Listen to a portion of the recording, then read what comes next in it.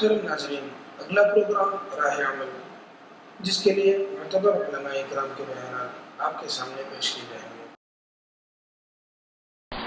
میں امتحان دے رہا تھا سالانہ ان دنوں میں ندوے میں۔ اس دن بھی میں امتحان دینے کے لیے گیا تھا، والدہ تڑپ رہی تھی، تکلیف میں، شدید درد تھا ان کو، اور میں جانا نہیں چاہتا تھا، لیکن انہوں نے مجھے بہت محبت سے اسی بیماری اور درد کی تڑپ کے عالم میں اپنے سامنے ناشتہ کروایا اور کہا بیٹا تم امتحان دینے جاؤ۔ میں چلا گیا، امتحان دے کے جلد از جلد واپس آیا۔ اس وقت بھی ان کی بہت سخت تکلیف کی کیفیت تھی، گردے کے مقام پر شدید درد ہو رہا تھا۔ ماں ماں ہوتی ہے، ماں تیری عظمت کو سلام۔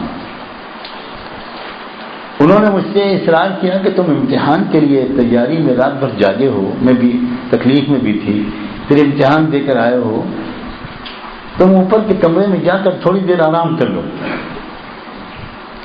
میں کسی طرح وہاں سے ہٹنے پر آمادہ نہیں تھا، لیکن انہوں نے اصرار کیا کہ نہیں تم جاؤ اوپر آرام کرو۔ اللہ جانے صرف میرا آرام کے لیے انہوں نے مجھے اوپر بھیجا، یا ان کو اندازہ ہو گیا تھا کہ اب چند لمحے باقی ہیں اور وہ نہیں چاہتی تھی کہ ان کے انتقال کے وقت میں ان کے پاس رہوں۔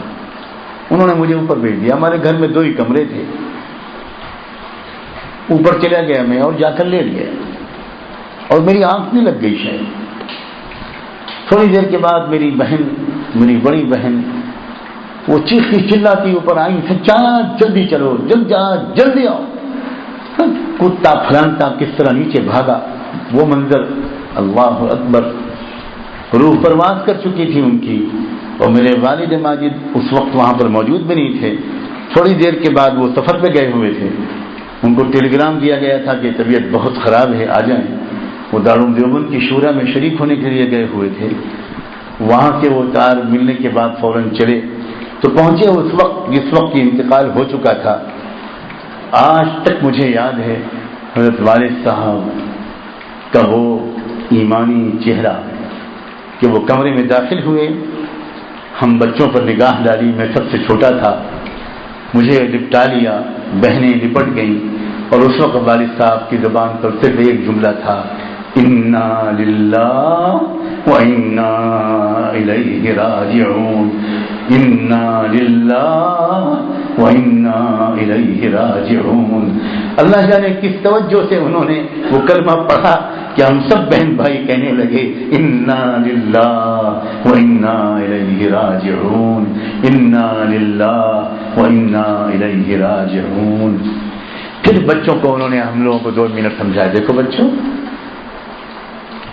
اب اس وقت میں کیا کرنا ہے، یاد رکھو اب ماں تمہاری دنیا سے چلی گئی، بچوں جان نمازوں پر بیٹھ کر اپنی ماں کی مغفرت کی دعائیں مانگو، اس وقت تمہاری دعائیں بہت قبول ہوں گی، اور تمہاری ماں کو تمہارے رونے سے خوشی نہیں ہوگی، تمہاری ماں کو تمہاری دعاؤں سے خوشی ہوگی۔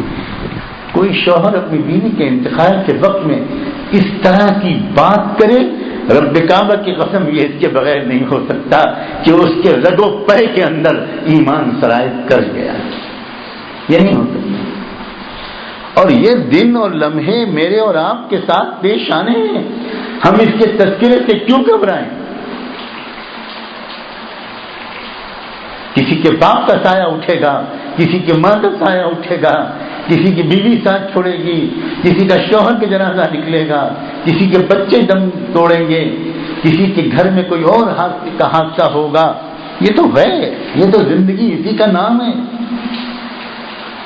اللہ نے تو کوئی تکلف نہیں کیا کہ میں بندوں کو بتاؤں گا کہ تم پر تکلیف آئے گی تو بندے متفکر ہو جائیں گے۔ یہ کیا مقانہ سوچ ہے؟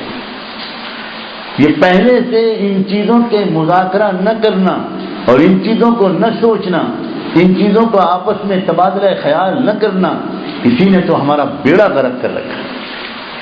جب آتا ہے غم تو ہم تیار ہی نہیں ہوتے اس کے لیے، ورنہ بار بار کا تجربہ ہے، ایک بار بھی اگر کوئی بات کان میں پڑ جاتی ہے تو بعض وقت موقع پر یاد آ جاتی ہے،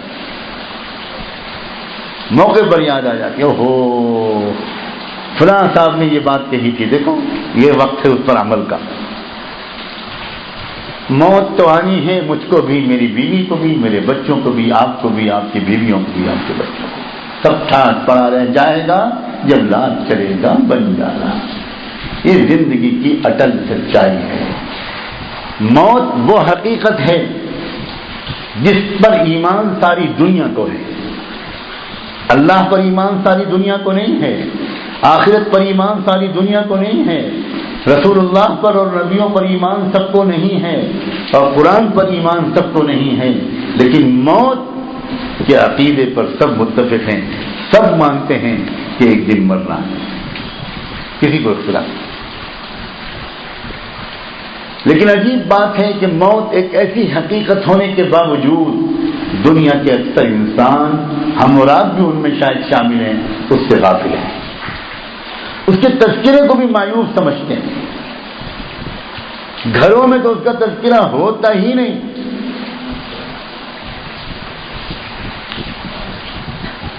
اکیلے میں بیٹھ کر یاد کرنا چاہیے بچوں کو، جس دن میری امی کا انتقال ہوگا میرا کیا ہوگا۔ یاد رکھنا ماں کا دنیا میں کوئی بدل نہیں ہے، ماں کے بعد زندگی بے نمک کا سالن ہوتی ہے، یاد رکھنا۔ اے نوجوانوں، اے وہ لوگوں جن کی ماں ابھی زندہ ہے، اپنی ماؤں کی قدر کر دو، اپنی ماؤں کی قدر کر دو۔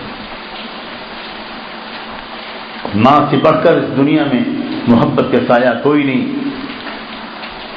حضور صلی اللہ علیہ وسلم نے بھی اللہ کی شفقت اور رحمت کو اگر مثال کے طور پر سمجھانا چاہا ہے تو ماں کی ممتا کی مثال دی ہے۔ گزر رہے تھے اللہ کے رسول، اور ایک ماں اپنے بچے کو سینے سے چمٹائے، دودھ بھی پلا رہی، پیار بھی کر رہی ہے، پھر پلا رہی، پھر پیار کر رہی ہے، چمٹ رہی ہے، چمٹا رہی ہے۔ ماں کا عجیب یہ ایک عمل ہوتا ہے۔ حضور تو ہر موقع کا استعمال کرتے تھے، دل و دماغ کو کام کی باتوں کی طرف موڑ دینے کے لیے کمال کی مہارت تھی، کمال کا سلیقہ تھا۔ چنانچہ جن صحابہ کے ساتھ آپ چل رہے تھے ان سے کہا ذرا ایک منٹ ٹھہرو، ذرا نظر ڈالو، دیکھو ذرا۔ فرمایا کیا تم سمجھتے ہو یہ ماں اپنے بچے کو اپنے ہاتھ سے آگ میں جلنے کے لیے ڈال دے گی؟ صحابہ نے کہا کہ اللہ کے رسول، ماں اپنے جگر کے ٹکڑے کو اپنے ہاتھوں سے آگ میں ڈال دے گی؟ فرمایا اس ذات کی قسم جس نے مجھ کو حق کے ساتھ بھیجا ہے، جتنا پیار اپنے بچے سے یہ ماں کر رہی ہے اور ہر ماں کرتی ہے، اس سے زیادہ پیار رب اپنے بندوں سے کرتا ہے۔ رب اپنے بندوں کو جہنم میں ڈالنے کے موقع پر خوش نہیں ہوگا۔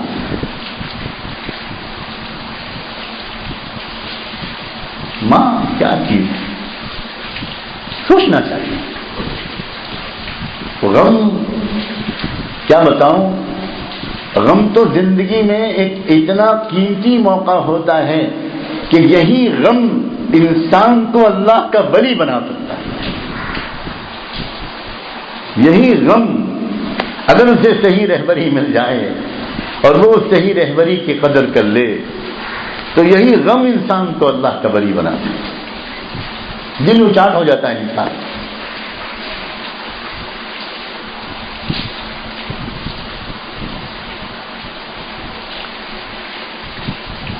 جب تک انسان ایمان اور سمجھ رکھنے والوں کی محفلوں میں نہیں بیٹھے گا، یہ کام کی باتیں کیا روزنامہ اخبار سے سمجھ ملیں گی؟ کیا ریڈیو اور ٹی وی سے یہ باتیں سمجھ میں آئیں گی؟ اسکول اور کالجوں میں یہ باتیں کہیں آئیں گی؟ اسی لیے تو کہتے ہیں بھاگ بھاگ کر اللہ والوں کے پاس، سمجھداروں کے پاس بیٹھو، اس سے جینے کا طریقہ آئے گا۔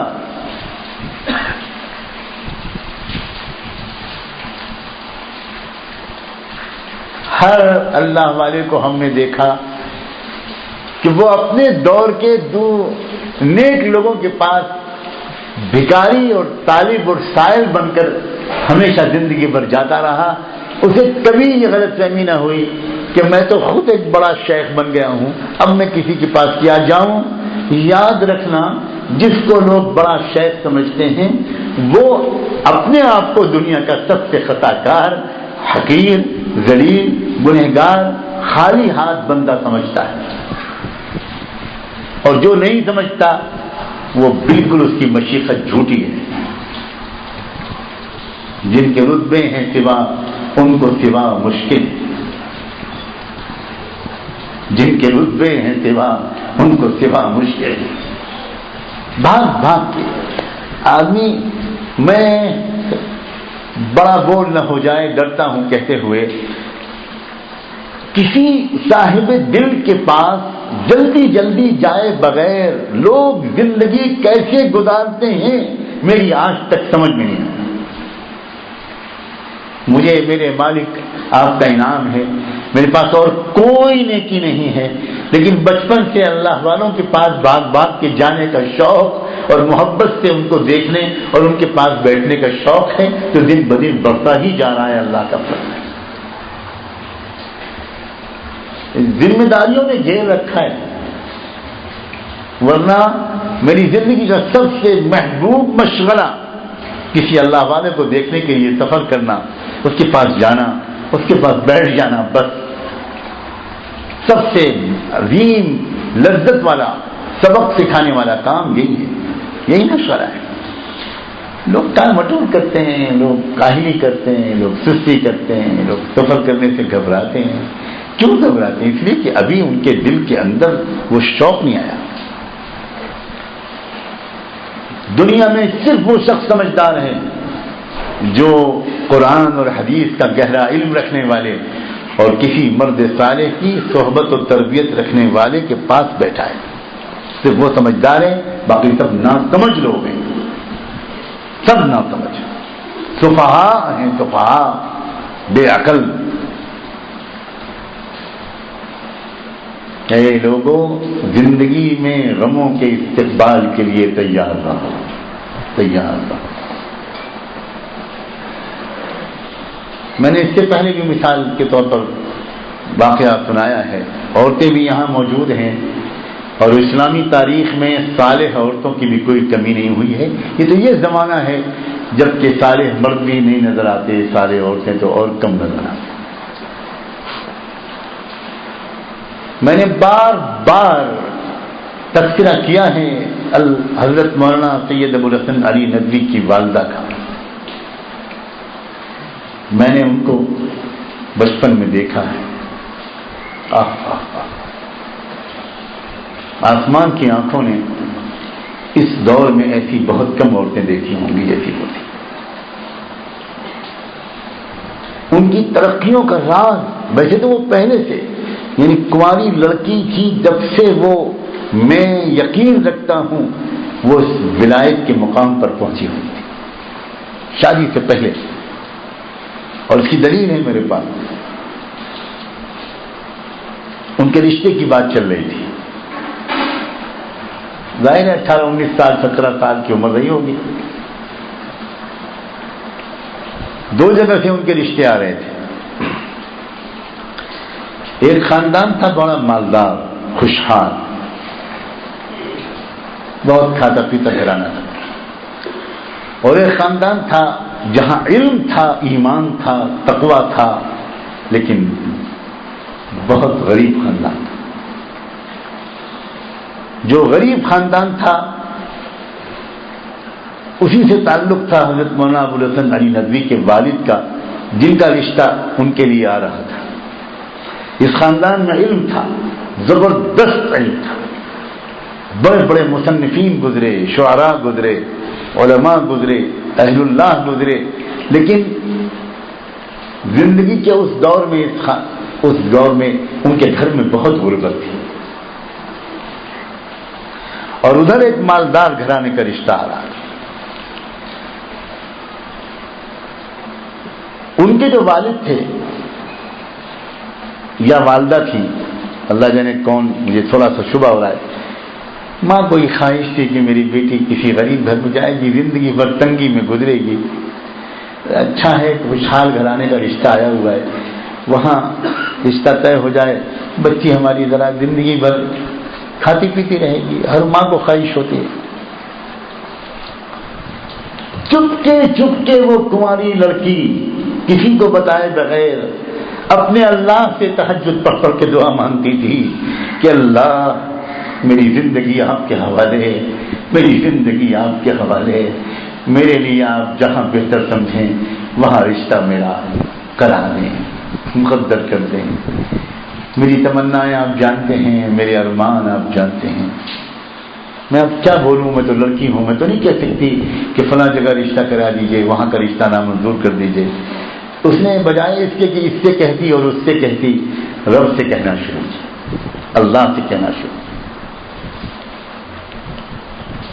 یہاں تک کہ مدتوں دعا مانگنے کے بعد ایک رات میں تہجد پڑھنے کے بعد غالباً یا تہجد سے پہلے نیند لگی اور خواب میں دیکھتی ہیں کہ کوئی آیت پڑھ رہا ہے کھڑا ہوا ان کے سامنے، فَلَا تَعْلَمُ نَفْسٌ مَّا أُخْفِيَ لَهُم مِّن قُرَّةِ أَعْيُنٍ،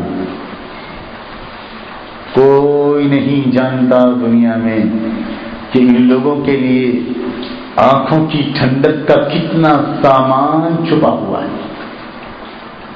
بس یہ آیت، آنکھ کھلی، دل کے اندر ایک عجیب مسرت اور بشاشت کی کیفیت تھی۔ سوچا میں کس کو بتاؤں، پھر جس کے بارے میں مناسب سمجھا اس کو اپنا خواب بتا دیا۔ اس نے فوراً سمجھ لیا، جو غالباً ان کے والد تھے وہ بھی عالم تھے، مولانا حکیم ضیاء النبی، فوراً سمجھ گئے کہ یہ بشارت ہے، اشارہ ہے، اور یہ اشارہ اس طرف ہے کہ اس نیک خاندان کے اس نیک بچے کا رشتہ قبول کر لیا جائے اور اس کی غریبی کو نہ دیکھا جائے۔ چنانچہ پھر کیا ہوا، حضرت مولانا ابو الحسن علی ندوی نے بڑے خوب انداز سے لکھا ہے کہ رخصت ہو کر وہ اپنی سسرال میں آئیں اور ایسے حالات تھے اس گھر میں کہ کئی وقت کا فاقہ بھی ہو جاتا تھا۔ حضرت مولانا ابو الحسن علی ندوی کے والد کی جوانی میں ان کے گھر کے یہ حالات تھے، اور یہ لکھا ہے کہ میری والدہ کہتی تھی کہ جب میرے میکے سے کوئی آتا تھا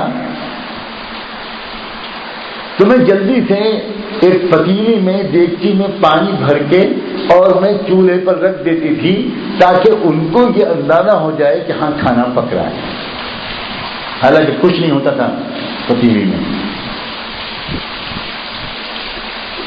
اور ان کی والدہ مختلف ذرائع سے پتہ لگاتی تھی کہ آج گھر میں کھانا پک رہا ہے کہ نہیں، اور جب محسوس ہو جاتا تھا کہ نہیں معاملہ ٹھیک نہیں ہے تو اپنے گھر سے کھانا خان میں سجا کر بھجوا دیا کرتی، قریب میں ہی گھر تھا۔ کیا لوگ ہوا کرتے تھے۔ لڑکی کی ماں نے یہ کبھی نہیں کہا کہ ہائے میں نے اپنی بیٹی کا شادی کہاں پر کر دی، کبھی نہیں کہا، لیکن دیکھتے ہی دیکھتے چند مہینے کے اندر خود حضرت مولانا ابو العلی میاں لکھتے ہیں کہ چند مہینے کے اندر گھر کے حالات بدلنے شروع ہوئے۔ میرے والد حکیم تھے لیکن وہ مطب نہیں کرتے تھے، لیکن مطب کرنا شروع کیا اور اللہ نے برکت دینی شروع کی، اور پھر تو یہ ہو گیا کہ جو مکان بالکل کچا تھا وہ ایک پختہ حویلی بن گیا، اور ہمارے گھر میں جہاں گھر والوں کے کھانے کی گنجائش نہیں تھی وہاں مہمانوں کا تاتا بن گیا، اور پوری زندگی اسی برکتوں کے ساتھ گزری۔ ایک پاک دامن لڑکی، ایک تقوی والی لڑکی اور ایک نیک صالح لڑکی کے گھر میں آنے سے کیا برکتیں آتی ہیں۔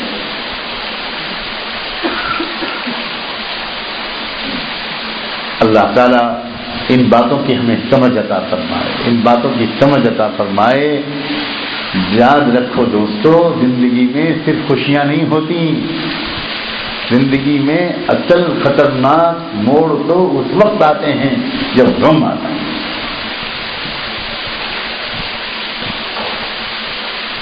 اور اگر صحیح رہبری مل جائے اور بندہ اس رہبری کی قدر کر لے تو وہی غم اس کے لیے ایک ٹرننگ پوائنٹ ثابت ہو جائے، زندگی کا رخ بدل جائے۔ اب تک وہ دوڑ رہا تھا دنیا کی طرف، اسے سمجھ ہی نہیں آ رہا تھا. اللہ تعالیٰ نے ایک پیاری چیز اپنے پاس بلا لی، اور یہ تو دنیاوی زندگی میں اتنا بڑا حادثہ معلوم ہوتا ہے. اور باقی یہاں کے لحاظ سے ہے، میں انکار نہیں کر رہا، لیکن جانتے ہو مرنے کے بعد کیا ہوگا؟ ان دنیا سے جانے کے بعد، آخرت میں پہنچنے کے بعد جب دونوں اکٹھا ملیں گے تو جانتے ہو ایک پوچھے کہاں چلے گئی تھی تم؟ کیا تم شور مچا رہے ہو، کری تو آئے ہو. وہاں بالکل ایسا لگے گا کہ صبح تم آئے تھے، شام کو میں آ گیا. لبسنا یومن او بعض یوم. یہ زندگی تو بڑی لمبی معلوم ہو رہی ہے کہ وہاں ایسا لگا تھا جیسے خواب میں بھی غم آتے ہیں، خواب میں بھی خوشیاں آتی ہیں. بعض لوگ تو سوتے میں اتنی زور سے ہنسنے لگتے ہیں کہ بیوی شک کرنے لگتی ہے کہ چکر کیا. اور بعض لوگ سوتے میں اتنی زور سے رونے لگتے ہیں.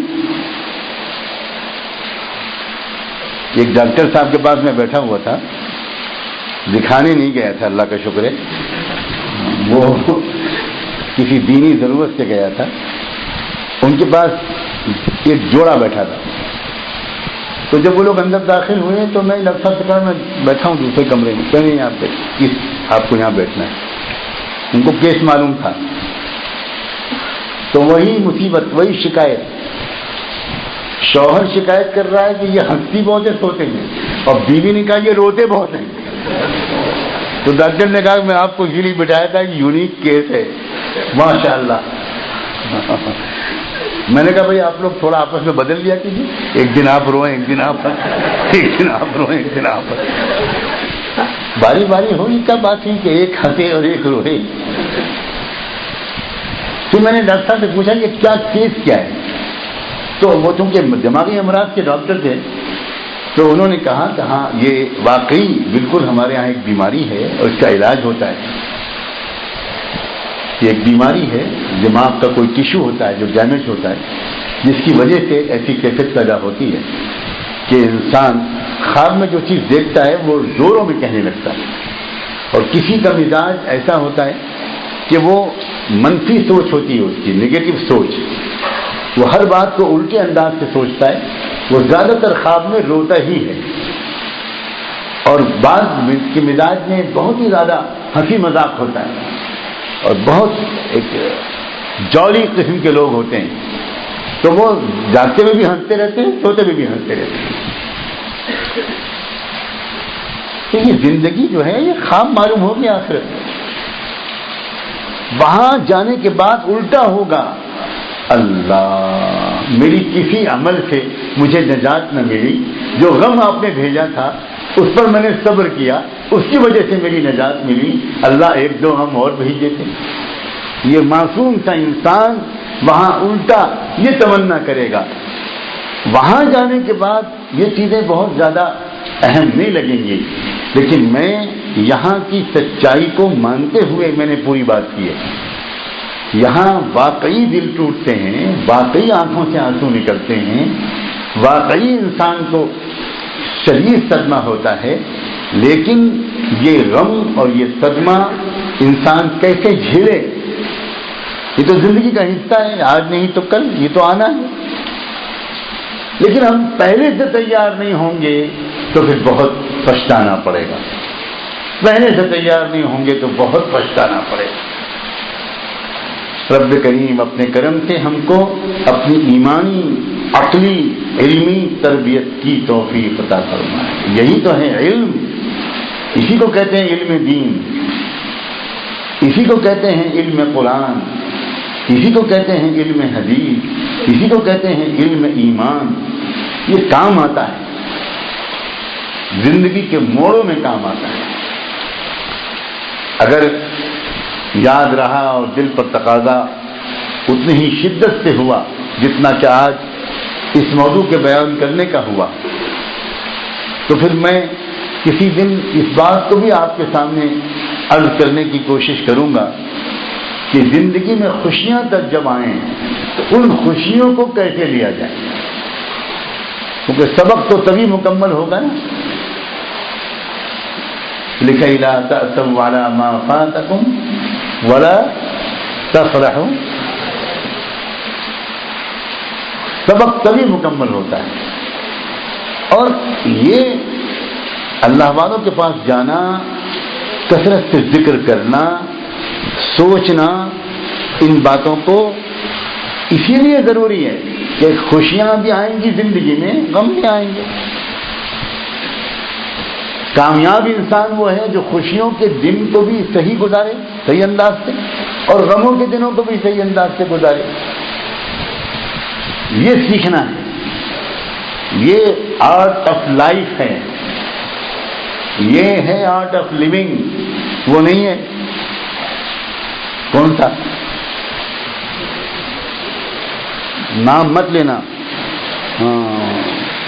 اس دجال کا، شیرین اور جانتے ہو یہ کون آدمی ہے؟ یہ ہندوستان کا بلیک منی کا سب سے بڑا منی لانڈرنگ کا مجرم ہے، جو سب سے بڑا اس وقت گرو بنا ہوا ہے. Balance and balance and balance of dollar اس ملک میں جو شخص سپلائی کرتا ہے وہ ہے سب سے بڑا سادھو دجال. ہمارا ملک کہاں پھنسا ہوا ہے؟ کن لوگوں میں پھنسا ہوا ہے؟ ہم اس دنیا میں رہتے ہیں، دنیا کو اچھی طرح سمجھ کر رہتے ہیں. میں ایک ایک پہلو پر نظر رکھنے کی کوشش کرتا ہوں. کیا ہو رہا ہے ہمارے ملک میں، کیا ہو رہا ہے دنیا میں، اور ایسے نوجوانوں کی تربیت کرنا چاہتا ہوں کہ جو شب بیدار ہوں، اتباع سنت ان کا شعار ہو، اللہ اور اللہ کے رسول کے عاشق ہوں، اور زمانے کے حالات پر جن کی گہری نظر ہو،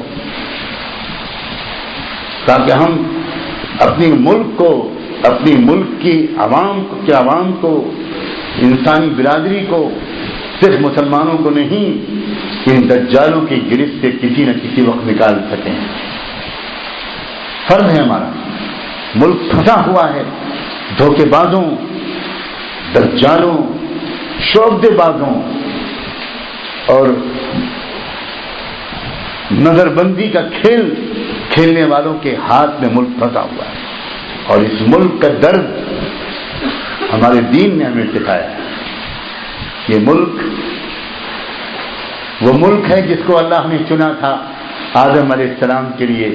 جنت سے جب ان کو اتارا تو اللہ نے ہمارے ملک میں ہی ان کو سب سے پہلے بھیجا. یہ ملک وہ ملک ہے جس میں نہ جانے کتنے 100 اور 1000 انبیاء علیہ السلام آئے. یہ وہ ملک ہے جس میں نہ جانے کتنے اولیاء اللہ آئے. یہ ملک کوئی ظالموں کا ملک نہیں ہے. یہ ملک انصاف کرنے والوں اور انصاف کے پسند کرنے والوں کا ملک ہے. یہ تو ایک تاریخ کا ایک مرحلہ ہے جس میں ہماری غفلت کی وجہ سے یہ ملک پھنس گیا ہے دھوکے بازوں اور ظلم کرنے والوں اور سوداگروں کے ہاتھ. ہماری غفلت ہے، ہم ہیں اس کے ذمہ دار. ہم نے ذمہ داری صحیح ادا کی نہ ہوتی تو کبھی اس نوبت تک یہ ملک نہ پہنچتا. ایک بار پھر اللہ تعالیٰ امت کے نوجوانوں کو کھڑا کرے بڑے مقاصد کے لیے. بڑا دکھ ہوتا ہے، لوگوں نے کیا مقصد بنا رکھا، 1 لاکھ روپے تنخواہ، 1.5 لاکھ روپے تنخواہ، یہ پیسے کیا مقاصد بنائے. تم نے تاریخ میں کبھی مالداروں کے نام پڑھے؟ کوئی یاد کرتا ہے؟ فلاں صاحب کے پاس اتنے پیسے تھے، فلاں صاحب کے پاس اتنے پیسے تھے. عجیب بات ہے، مالداروں کے نام بھی اپنے بچوں کے لوگ رکھنا نہیں چاہتے. کوئی رکھتا ہے؟ فرعون. کسی نے نام رکھا آج تک اپنے بیٹے کا قارون؟ ارے بھائی تم کو مال کی محبت ہے تو نام رکھو نا. تم کو کرکٹ سے محبت ہے تو تم نام رکھتے ہو سچن تندولکر. تم کو سیاست سے دلچسپی ہے تو تم نام رکھتے ہو، کیا نام لوں، سیاستدانوں کا افطار کا وقت قریب ہے. وضو تو وضو، روزہ بھی ٹوٹ جائے گا.